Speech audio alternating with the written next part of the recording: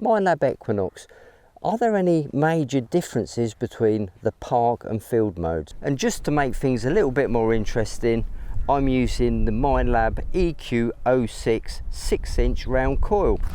Park 1, Park 2, Field 1, Field 2. So I might do a bit of comparing the signals because I've put exactly the same tones in these 4 different programs. So I'm going to start off with Park 1, just see if we get a target, then flick through the programs. And I've got my sensitivity at 19. I don't want to push it any higher because it starts to get a little bit sparky. So 19, I'm getting the odd false spike, but nothing I can't deal with. There you go, little 12. That is just a little piece of lead, but nice signal, wasn't it? Oh, just in case you were wondering, software version, I'm using 1.175 on this machine. So it's the one before the 2 ferrous options come into play. So it's just got the recovery speed and the 1 FE setting. So that's why I've gone back to 1.175. I just think it's a more rounded update. But hey, you might have a different opinion to me. Have a listen to this one.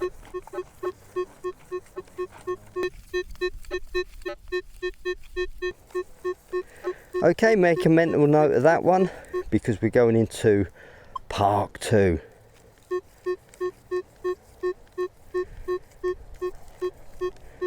So what's that done? That's made the signal wider. It definitely sounds bigger. Okay, Field 1.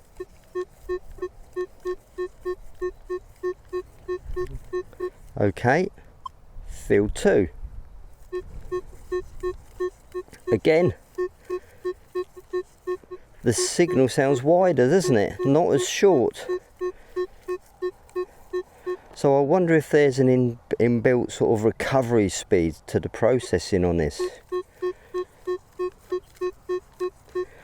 So without a doubt here, this signal sounds much better in Park 2 or Field 2. I suppose we'll just have a look, see what it is. But my question is, Park 2 and Field 2, although they've amplified this signal and made it sound a bit wider, what will they be like when we're actually using them in real life? No setting changes to the sensitivity, reactivity, anything. These are all 4 identical setups. Okay, let's have a look. That's what it is. Look, it's a 4-hole button, about 8-9 inches down. Let's stick with Field 2, see how manageable it is with the same sensitivity settings, etc. on this piece of land.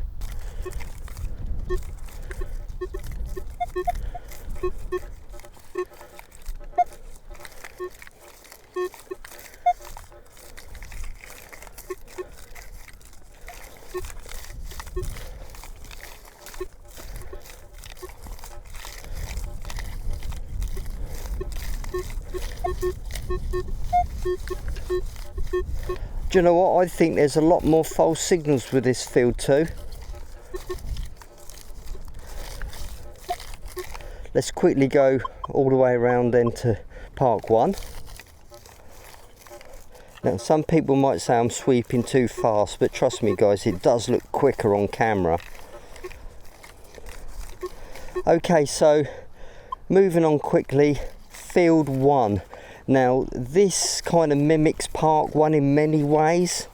It's got the shorter sound and it's using a slightly lower frequency band. Iron.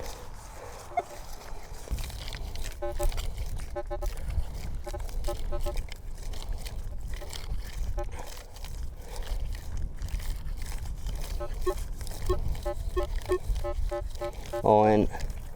So okay, Park 1 and Field 1 I think are the best behaved programs on this field. It also appears that the ones have different length signals to the 2s.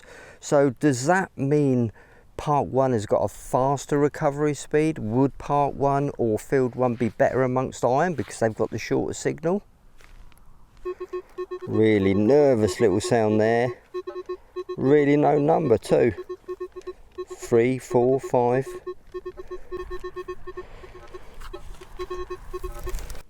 I know what that is. That is a tiny little cut quarter, look.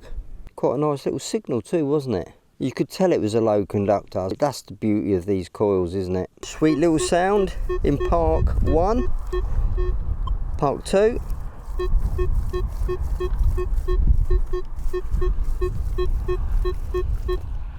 Field 1.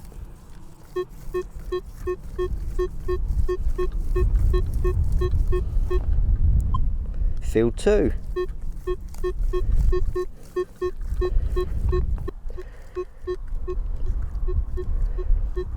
Park 1, just on the fringe of detection. Don't move it. Park 2. Same. Field 1. Same. Field 2.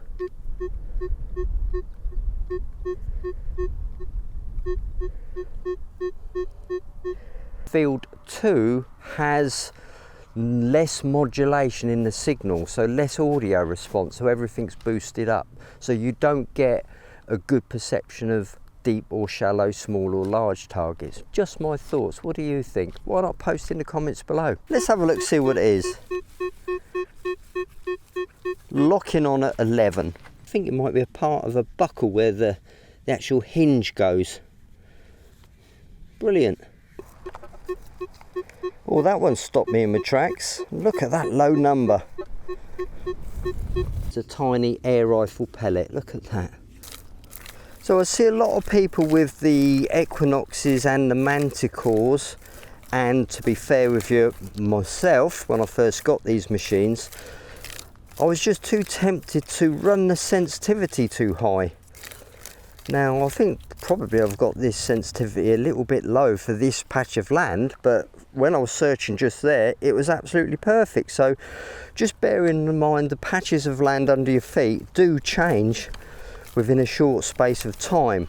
So okay, a lot of people say I run my Equinox flat out or nearly flat out. It gives me the best depth, best performance, and you're absolutely right. But it's a trade-off between what you can tolerate. So here we go, maximum sensitivity.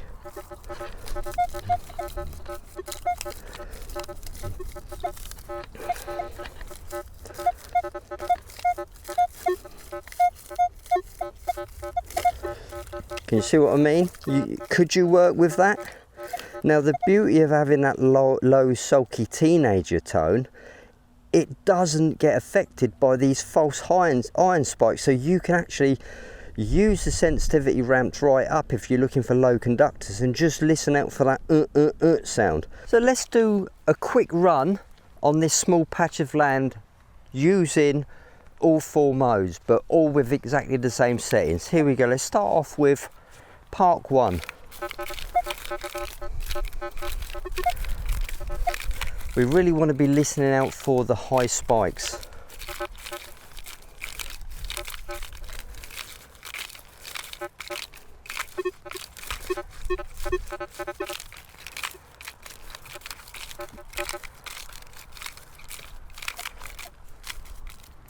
Now I'd say that program was pretty much under control. So let's go up one, let's go to Park 2, higher working frequency.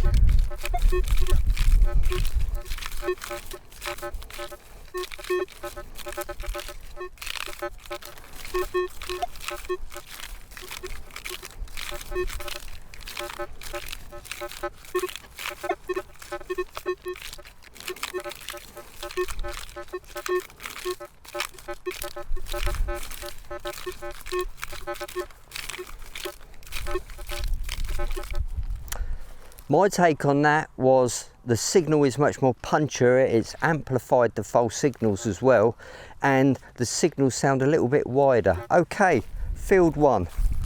All the sensitivity is exactly the same. Here we go.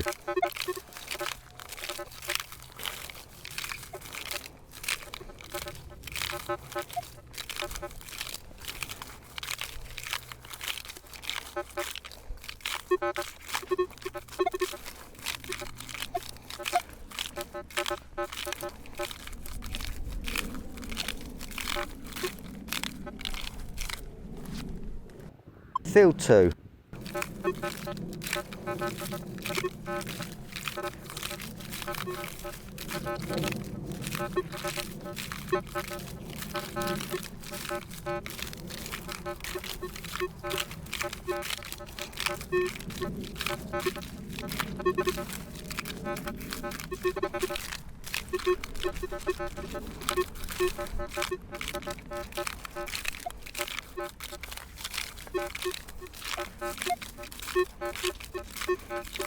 Park 1 and Field 1 kind of mimic each other.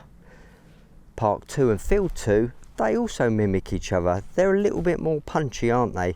But the punchiness has also amplified the false signals. Does that mean we've got to turn the sensitivity down on the 2s? Honestly, my advice would be don't overthink it. Just choose one, settle in with it, and then forget it. Solid one, it's not deviating off one at all. So I think you Minelab users out there will know exactly what that is. Coke. And there she is, piece of coke. If you look at my probe, look, I've got loads of ferrous stuck to it because I've got a magnet on the bottom of it. I wonder where they went.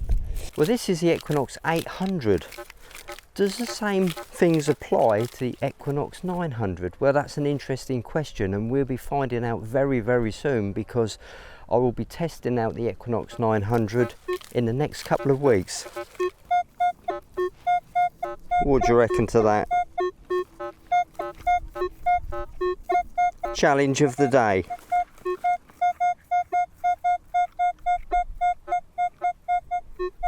Personally, I think it may be misshaped iron, but you never know, it could be something next to iron, but my money's on misshaped iron. And it is a piece of round iron.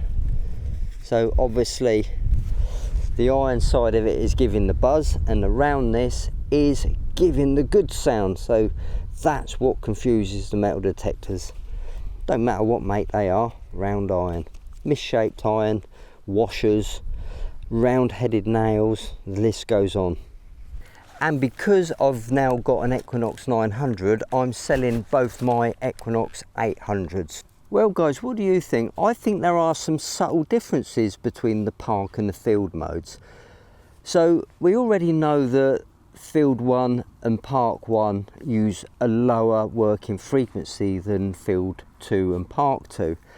But I think the other subtle differences between them are things like the audio response, the modulation, the quiet for deep, loud for shallow sort of thing. The modulation's been taken out of that a little bit on the Park 2 and Field 2, so it's giving you a much more punchier signal.